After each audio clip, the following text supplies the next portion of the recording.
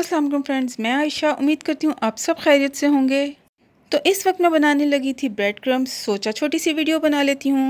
मुझे यूज़ करने थे और मेरे पास अवेलेबल नहीं थे, तो मैंने निकाल लिए 4 पीस ब्रेड के और उनसे बनाने लगी ब्रेड क्रम्स। तो जितने क्रम्स आपने बनाने हैं उसके हिसाब से अपने ब्रेड लेके उसको ड्राई रोस्ट कर लेना है।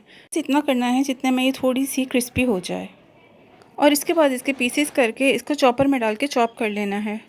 अच्छे से चॉप करने के बाद इसे एक बार फिर प्लेट में निकाल लेंगे और एक बार फिर इसे ड्राई रोस्ट करेंगे ताकि ये अच्छी तरह से ड्राई हो जाए। मतलब इसके अंदर थोड़ी सी भी वेटनेस ना रहे और इसका कलर भी थोड़ा सा चेंज हो जाए। जैसे ही कलर चेंज होगा तो इसको निकाल के प्लेट में ठंडा कर लें। ठंडा करने के बाद इसको किसी भी कंटेनर में आप डाल के स्टोर कर सकते हैं। आप इन क्रम्स को फौरी तौर पे भी यूज़ कर सकते हैं, अदरवाइज़ आप इसको जब चाहें उस वक्त निकाल के इसको यूज़ कर सकते हैं।